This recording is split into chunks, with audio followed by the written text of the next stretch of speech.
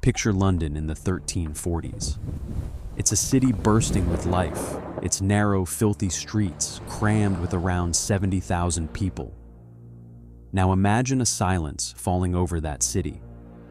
A quiet, broken only by church bells tolling without end, and a single, terrifying cry: "Bring out your dead." In 1348, one ship brought that silence to England's shores. Within months, the Black Death would swallow London whole, leaving behind a city of ghosts and changing the world forever. This is the story of how a microscopic killer brought Europe's most powerful city to its knees, and, in doing so, accidentally kickstarted a new world. Before the plague, or the Great Mortality, as they called it, actually reached England, it was just a terrifying rumor, a distant storm gathering on the horizon. The sickness began its march across Asia, caused by a bacterium we now know as Yersinia pestis. It traveled in the blood of rodents and was spread by the fleas that fed on them. For the medieval world, it was the perfectly engineered killer. It crept westward along the world's busiest trade routes, a silent passenger on ships and in caravans. By 1347, it had overwhelmed Constantinople, and from there, it exploded across the Mediterranean. The stories that trickled back to England were pure nightmare fuel. Writers like Agnolo di Tura described cities like Florence, where hundreds were dying every single day, their bodies piled in ditches. The despair was so total, he wrote, that people simply awaited death. In England, this all felt a world away. Life just went on. Most people, nearly 90% of the population, lived in the countryside under the rigid feudal system, their lives ruled by the seasons and their local lords. London, though, was different. It was the heart of English commerce and power. But the very things that made London a powerhouse, its dense population and its global connections, were about to become its fatal flaw. As the plague crept closer, English authorities could only watch and pray. One bishop, struck by terror, ordered extra prayer services, hoping to calm a god he believed was furious. But you can't pray away a storm like this. It was coming for England, and it was coming for London. That storm finally broke on England's southern coast in the summer of 1348. Most historians believe the Black Death arrived on a ship from Gascony in France, docking at Melcombe Regis in Dorset. It was late June, and a single sailor is thought to have been patient zero. He wasn't just carrying cargo, he was carrying a disease that would tear the nation apart. From that one spot, the plague spread with terrifying speed. It moved like fire through dry grass, consuming the southwest first. The major port of Bristol fell quickly. Its dense population was the perfect breeding ground for the disease. The plague didn't just follow the roads either. It was carried by people fleeing in terror, who unknowingly took the infection with them into the countryside. 3 main routes carried the pestilence right towards London, one overland from the coast, another from the shattered city of Gloucester, and a third on coastal ships sailing up the Channel. By autumn of 1348, it was at the capital's gates, arriving by November at the latest. The London the plague found was dangerously unprepared. Its 70,000 people were crammed into a city of shocking contrasts. You had magnificent stone churches and the mighty Tower of London standing right next to a maze of narrow, winding streets.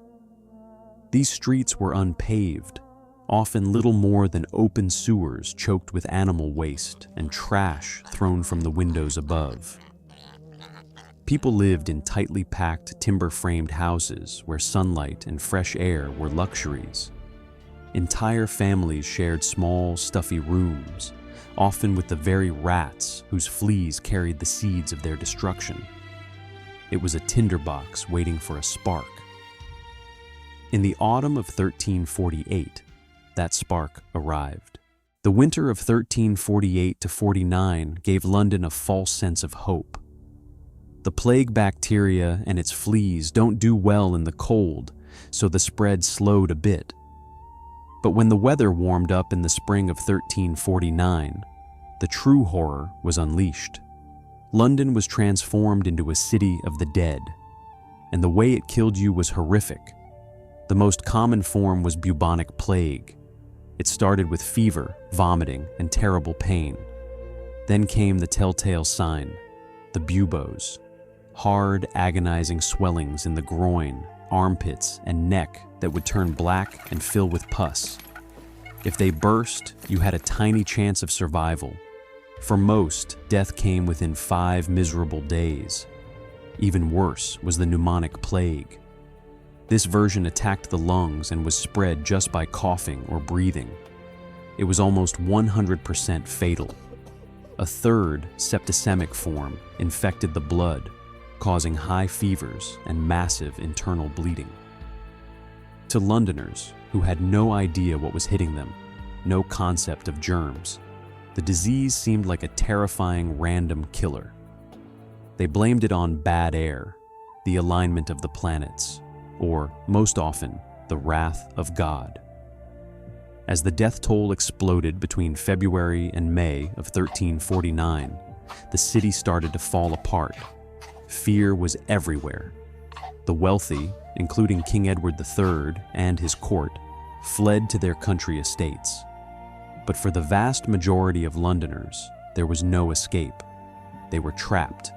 Normal life simply stopped. Trade ground to a halt. The bustling River Thames grew quiet. The Lord Mayor and city officials tried to maintain order, but they were completely overwhelmed. Priests, who were on the front lines providing comfort and last rites, died in shocking numbers. Some estimates say nearly half of all clergy died. Their deaths shattered public faith. If God's own servants weren't safe, who was? At its peak, London was a charnel house. Chroniclers at the time wrote about a city in total collapse. There were just too many bodies. Traditional burials in churchyards became impossible as the ground filled up completely. Carts roamed the streets day and night, their drivers calling out that infamous phrase, "Bring out your dead." To handle the endless tide of bodies, authorities had to create emergency burial grounds outside the city walls. They dug massive, deep trenches we now call plague pits. Archaeological sites at places like East Smithfield and Charterhouse Square show us a tragic story. The earliest pits reveal bodies laid out in neat, orderly rows, 5 deep, a desperate attempt to maintain some dignity. But as the crisis deepened, that order broke down completely. Bodies were just thrown in, the pits were filled, and the horror continued. One writer reported that a single cemetery was taking in more than 200 bodies every day. The city became a landscape of grief. Entire families were wiped out in days. Houses were sealed up, trapping the healthy inside with the dying. The air was thick with the smell of death and smoke from fires that people hoped would purify the atmosphere. Desperate cures were useless, ranging from lancing the buboes to drinking bizarre potions of herbs and crushed emeralds. Some people turned to extreme religious acts. A group of flagellants even arrived from Europe, whipping themselves in bloody public displays, hoping to pay for the sins they believed had caused all this. By the time the plague finally started to subside in late 1349, it had carved a giant hole in London. The city's population was cut by more than half, plummeting from around 70,000 to perhaps 35,000. The once bustling metropolis was now a shell of its former self, a city of empty homes and mass graves. When the Great Dying finally ebbed away by the end of 1349, a strange quiet fell over England. The plague had taken roughly 500 days to cross the entire country, killing an estimated 40 to 60% of the population. As many as 1,000 villages were simply wiped off the map, abandoned forever. For the survivors, the world had been turned upside down. The psychological toll was immense.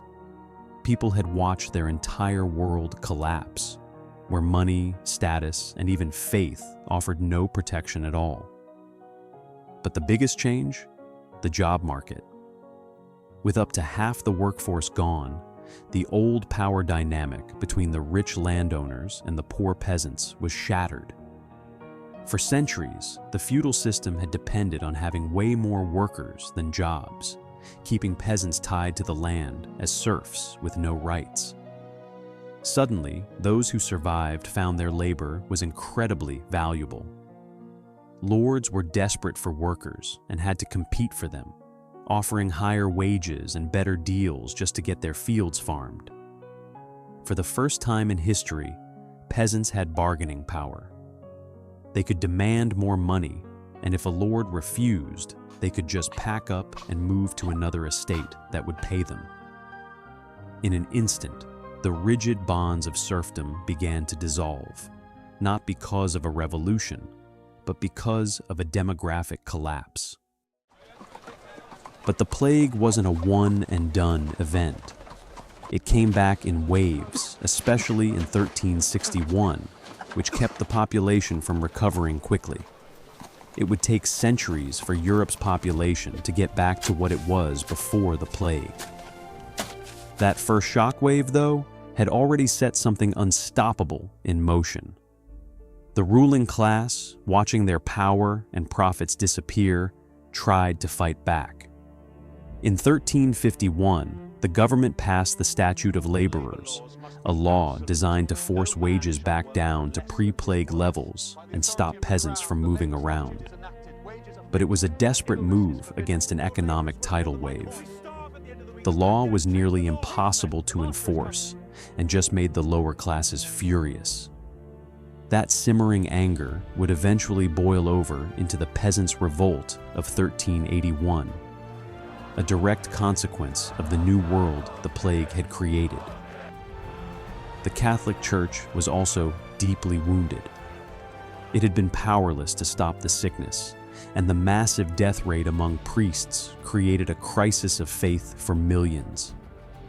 People started to question the Church's authority, planting seeds of doubt that would later help fuel the Protestant Reformation. The Black Death was a catastrophe on an almost unimaginable scale. It swallowed London whole, leaving behind nothing but death and sorrow. But from that devastation, a new world was born.